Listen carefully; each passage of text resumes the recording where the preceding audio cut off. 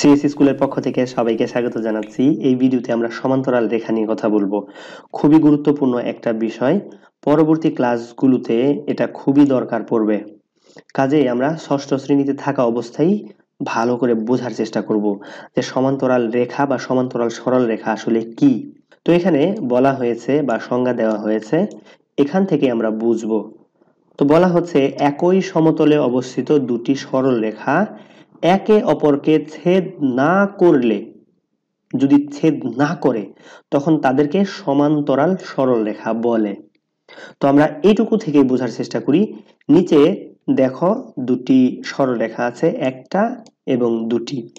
এরা কিন্তু ছেদ করে নাই বা মিলিত হয় নাই। এদেরকে যদি আমরা বড় করি, আরো বড় করি, বাংলাদেশ থেকে বড় করতে করতে আমেরিকাতে নিয়ে চলে যায়, তারপরেও এরা কখনোই মিলিত হবে না। তো তখনই এই দুটি রেখাকে পরস্পর সমান্তরাল বলবে বা বলা যাবে। তো একটা রেখা কখনো সমান্তরাল হয় না। তো আমরা যদি এইভাবে একটা রেখা অঙ্কন করি, তখন কি বলতে পারবো এটা সমান্তরাল? সমান্তরাল হওয়ার জন্য আরেকটা রেখা লাগবে। স্বামী স্ত্রীর একজনই মাত্র সন্তান, ওই সন্তানটা সে কি বলতে পারবে যে আমি কারো ভাই বা আমার কোনো ভাই আছে? কারণ সে তো একজন। একা একা যেমন ভাই হওয়া যায় না, ঠিক তেমনি ভাবে একা একা সমান্তরাল হওয়া যায় না। তো আশা করি এটুকু বুঝতে পেরেছ। এর পরের লাইনে যেটা বলা হয়েছে, দুটি সরল রেখার একটির, মানে যে কোনো একটিকে বেছে নিতে হবে, সেই একটি থেকে যে কোনো দুটি বিন্দু থেকে অপরটির লম্ব দূরত্ব পরস্পর সমান হলে এরা সমান্তরাল।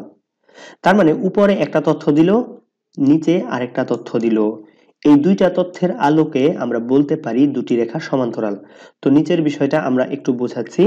তো বলা হয়েছে যে কোনো একটির মধ্যে আমরা দুটি বিন্দু নিতে পারি। এখানে এল একটা বিন্দু, এখানে পি একটা বিন্দু। বিন্দু নেওয়ার পরে যদি আমরা লম্ব দূরত্ব আঁকি, তো লম্ব দূরত্ব মানে কি? এইখান থেকে এখানে যোগ করতে হবে। যোগ করার ফলে এই যে এখানে একটা কোণ উৎপন্ন হলো, এটা যদি 90 ডিগ্রি হয় তখনই হবে এটা লম্ব দূরত্ব। ঠিক একইভাবে এই পাশে যদি 90 ডিগ্রি কোণ উৎপন্ন হয় তখনও এটা লম্ব দূরত্ব। তার মানে এই পাশে 90 ডিগ্রি কোণ উৎপন্ন হওয়া মানে এই পাশেও 90 ডিগ্রি কোণ উৎপন্ন হওয়া। তো যদি এমন হয় তখন কি হবে? এইটা এবং এইটা সমান হবে। যদি এরকম হয় যে দুটি রেখা এভাবে চলে গিয়েছে, আমরা জানি না এটা সমান্তরাল কিনা, কিন্তু এখানে একটা লম্ব আঁকলাম, এইখানেও একটা লম্ব আঁকলাম, লম্ব এঁকে দেখলাম যে এই দুইটা লম্ব সমান, বা এই যে দূরত্ব এখান থেকে এখানে, এখান থেকে এখানে, এটা সমান, তখন আমরা বলতে পারবো হ্যাঁ এইটা এটা সমান্তরাল। তো আশা করি এইটুকু বুঝতে পেরেছ। তো আমরা যে কথাগুলো বললাম সেটারই ব্যাখ্যা এখানে চিত্রের মাধ্যমে দেওয়া হয়েছে। তুমি একটু চিত্রের সাহায্যে মিলিয়ে নিবে। তো এখানে একটা তথ্য আছে, এটা একটু মনে রাখবে। সেটা হচ্ছে কোনো নির্দিষ্ট সরল রেখার উপর অবস্থিত নয়। তো আমরা এখানে একটা সরলরেখা অঙ্কন করলাম। এখন বলতেছে অবস্থিত নয় এরূপ বিন্দুর মধ্যে দিয়ে। তার মানে এই সরলরেখার বাইরে যদি আমরা একটা বিন্দু নেই, তাহলে এই বিন্দু দিয়ে মাত্র একটা রেখায় অঙ্কন করা যাবে, একাধিক রেখা অঙ্কন করা যাবে না। মানে এই দুটা সমান্তরাল হওয়ার জন্য, এটা যদি সমান্তরাল হয় তাহলে একটা রেখায় হবে। তো আমরা যদি এইভাবে আরেকটি রেখা অঙ্কন করি তাহলে কিন্তু এটা সমান্তরাল হবে না। কারণ আমরা দেখি এখানে যদি যোগ করি, লম্ব আঁকি, বা এখানে যদি লম্ব আঁকি, তাহলে দেখবো এইটা এবং এটা সমান না, অথবা এটাকে যদি পেছনের দিকে বর্ধিত করি এখানে এসে মিলিত হয়ে যাচ্ছে। তো এবার এখানে দুটি সমান্তরাল সরলরেখার মধ্যে কিছু কোণ উৎপন্ন হয়। একান্তর কোণ, অনুরূপ কোণ, ছেদকের একই পার্শ্বস্থ অন্তস্থ কোণ। এই কয়েকটা বিষয় আমাদেরকে মনে রাখতে হবে। তো ছেদক কি আমরা এর আগেও বলেছি, এখনো বলতেছি। যখন এভাবে একটা রেখা থাকবে বা রেখাংশ থাকবে, আরেকটা রেখা যখন একে ভেদ করে চলে যাবে তখন এটাকে ছেদক বলা হবে। তো এখানে লক্ষ্য করো দুটি সরল রেখা আছে এবং তারা সমান্তরাল। তো একটা রেখা এভাবে ফুটো করে চলে গিয়েছে, তো এখন এই রেখাটা ছেদক। তো ছেদক এইভাবেও হতে পারে, এইভাবেও হতে পারে। তো তুমি এইভাবে খাতার মধ্যে চিত্র অঙ্কন করে এভাবে নাম্বার দিবে 1 2 3 4। এখানে টোটাল 8টা কোণ উৎপন্ন হলো। প্রথমে আমরা দেখব একান্তর কোণ ছেদকের বিপরীত পাশে, খেয়াল করো, এটা মুখস্থ করার বিষয় না, একটু দেখবে এবং প্র্যাকটিস করবে। এখানে যে কোণটা আছে এবং এইখানে যে কোণটা আছে এরা পরস্পর একান্তর। তো তাহলে এইটা, এই যে 4, এটার একান্তর কে? এটার বিপরীত পাশে, ছেদকের বিপরীত পাশে এই যে 5, তার মানে 4, 5 এখানে একান্তর কোণ। তো এবার আমরা দেখি অনুরূপ কোণ। অনুরূপ কোণ ছেদকের একই পাশে অবস্থিত হবে। তো এটা কিভাবে হয়? 3 এবং 7 এরা হচ্ছে পরস্পর অনুরূপ কোণ। আবার 1 এবং 5 এরাও কিন্তু অনুরূপ কোণ। আবার বিপরীত পাশে খেয়াল করো 2 এবং 6 এই দুইটাও পরস্পর অনুরূপ কোণ। আবার 4 এবং 8 এই দুইটাও পরস্পর অনুরূপ কোণ। এরপরে বলতেছে ছেদকের একই পার্শ্বস্থ অন্তস্থ কোণ। অন্তস্থ মানে ভেতরে অবস্থিত।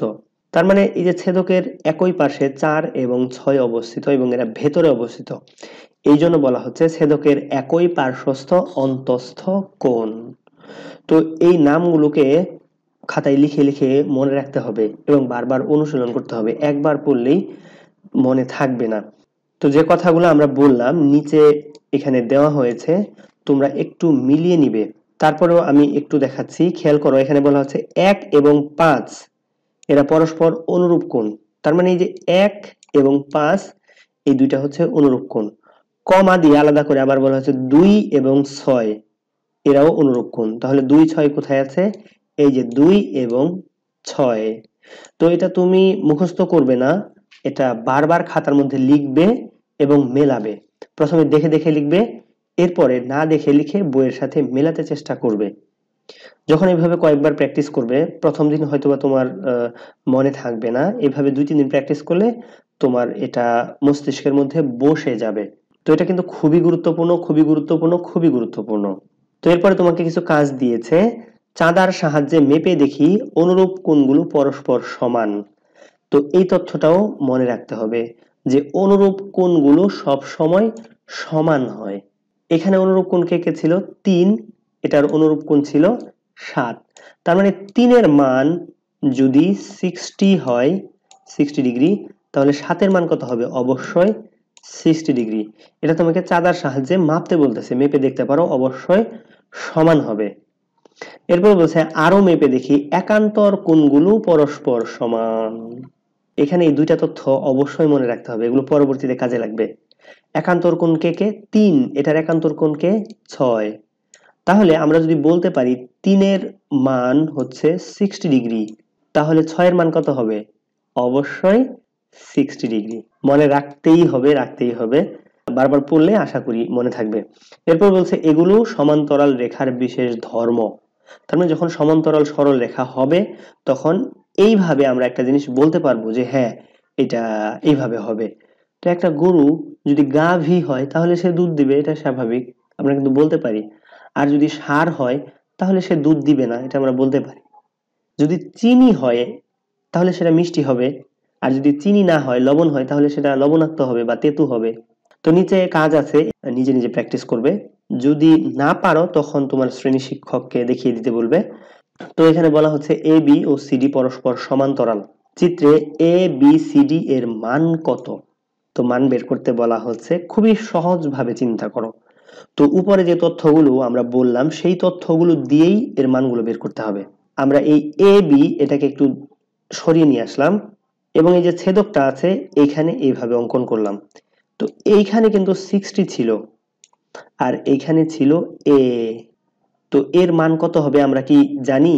অবশ্যই জানি, কারণ আমরা পড়েছিলাম দুটি সরল রেখা যদি ছেদ করে এইভাবে, বিপরীত পাশে যে কোণ উৎপন্ন হয় তারা বিপ্রতীপ কোণ। তাহলে এর মান অবশ্যই 60 ডিগ্রি। তোমরা কি ধরতে পারতেছো যে আমরা পূর্ববর্তী জ্ঞান কিভাবে কাজে লাগাচ্ছি? এটাই হচ্ছে জ্যামিতির মজা। তো এখানে কিন্তু মুখস্থ করার কিছু নেই। তোমার এখানে যদি মানটা চেঞ্জ করে 50 দিয়ে দেয়, তো তখন এই এর মান কত হবে? অবশ্যই 50 হবে। কেন? কারণ তারা বিপ্রতীপ। সির মান কি বের করতে পারবো? আচ্ছা, সির মান বের করার আগে আমরা ডির মান বের করি। ডির মান কত হবে? খেয়াল করো, এই যে এ এবং ডি এরা কিন্তু একান্তর কোণ। মনে পড়ে? একটু আগেই আমরা পড়লাম। তাহলে একান্তর কোণ সবসময় সমান হয়, তাহলে এর সমান কে হবে? ডি হবে। তার মানে ডির মান কত? 60 ডিগ্রি। তো তুমি আরেকভাবে মনে রাখতে পারো, দেখো এই যেখানে ডি, এটা কার সমান? এই যে উপরে 60 সমান। কেন?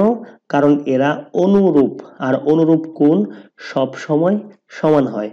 তার মানে এই পাশ থেকেও আমরা এইভাবে বলতে পারি যে ডির মান 60 ডিগ্রি। আবার এখান থেকে এইখানে এর মান বের করে তারপরে এ থেকে আমরা এই ডির মান বের করতে পারি। তো এবার আমাদেরকে সির মান বের করতে হবে। তো কিভাবে বের করব? আমরা পেছনে যে ভিডিওগুলো তৈরি করেছি সেগুলো যদি দেখে আসো তোমার জন্য খুবই সহজ হবে। তো আমরা ভালোভাবে বোঝার জন্য সিডি এটাকে একটু সরিয়ে নিয়ে আসলাম এখানে, এবং ছেদকটা ছিল এখানে অঙ্কন করে দিলাম। তো একটা সরল রেখার উপরে বা বিন্দুতে যদি আরেকটি রেখা এসে মিলিত হয় বা স্পর্শ করে, সেখানে দুটি সন্নিহিত কোণ উৎপন্ন হয়। এই সন্নিহিত কোণ দুটির মান কত হয় আমরা কিন্তু আগে বলেছি বা পড়েছি, 180 ডিগ্রি হয়। তো এই ডির মান আমরা খুঁজে পেয়েছি 60 ডিগ্রি। তাহলে এটার মান কত হবে? এটা কি আমরা বের করতে পারবো? খুবই সহজ। এই টোটাল অংশের মান কত? 180। তো 180 থেকে আমি যদি 60 ফেলে দেই, বাদ দিয়ে দেই, কারণ এই অংশটা 60 নিয়ে নিয়েছে, তখন এখানে যা পড়ে থাকবে সেটাই হবে এই কোণের মান। তাহলে 180 মাইনাস 60 কত হয় তোমরা নিশ্চয়ই বের করতে পারবে? 120 ডিগ্রি। তো মাঝে মাঝে আমরা ডিগ্রি চিহ্ন দিতে ভুলে যাই, তুমি কিন্তু লেখার সময় এটা ভুল করবে না। সির মান 120 ডিগ্রি। তাহলে বির মান কত? বির মান 120 ডিগ্রি, কারণ এরা পরস্পর বিপ্রতীপ কোণ। তুমি অন্যভাবে, এটা একটা সরল রেখা এবং এখানে একটা রশ্মি মিলিত হয়েছে, তাহলে এই টোটাল অংশটুকুর মান হচ্ছে 180 ডিগ্রি। এইটা যখন 60 নিয়ে নিল, তখন এখানে পড়ে রইল 120 ডিগ্রি।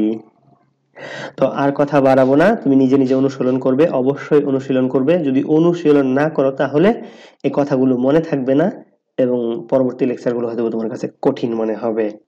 আল্লাহ হাফেজ।